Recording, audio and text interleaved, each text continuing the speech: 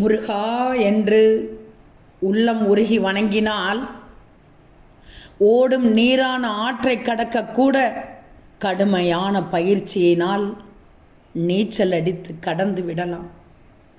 ஆயினும் படகினால் சுலபமாக கடந்து விடலாம். நீந்தி கரை சேர முடியாத பெருங்கடலை கூட பெரிய கப்பல்கள் துணையால் கடந்து விடலாம். ஆனால் எல்லை இல்லாத பிறவி பெருங்கடலை கடக்க எந்த ஒரு சாதனமும் இல்லவே இல்லை. ஆயினும்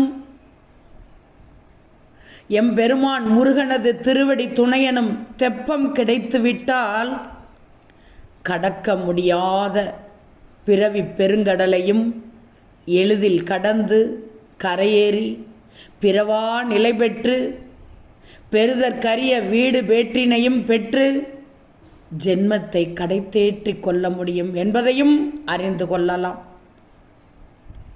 ஆதலினால் முருக பக்தர்களே, இன்று முதல் ஆதி ஞான தலைவனாம் அருட்சோதி சுடராம் எல்லாவற்றிற்கும் மேலான பரம்பொருளாம் எல்லாம் செய்ய வல்லவனாம் சொல்லன்னா பேராற்றலும் பெருந்தன்மையும் பெருங்கருணையும் தாயிற் சிறந்த தயவுடை தனித்தெய்வமுமாகி நிற்கும் நம் பெருமான் முருகனது திருவடிகளை மனதார உள்ளம் உருக சிந்தித்து மனதினில் இருத்தி மனம் கசிய கசிய சொல்லுங்கள் முருகனின் நாமத்தை.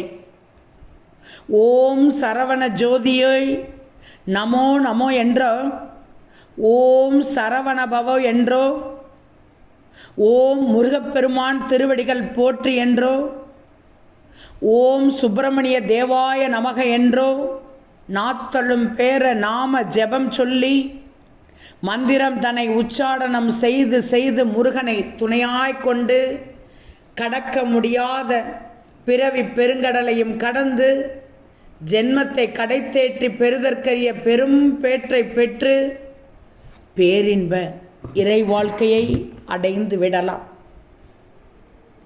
அப்படிப்பட்ட சிறப்பு முருகா என்று உள்ளம் உருகி வணங்கினால் அப்படிப்பட்ட சிறப்பு கிடைக்கும். மெய் சிலிர்க்குது தானே? முருகா என்று சொல்லுங்கள், கஷ்டமெல்லாம் பறந்தோடிவிடும். மனம் ஒன்றி உள்ளம் ஒருகி முருகா என்று வணங்கினால் அனைத்தும் கிடைத்துவிடும்.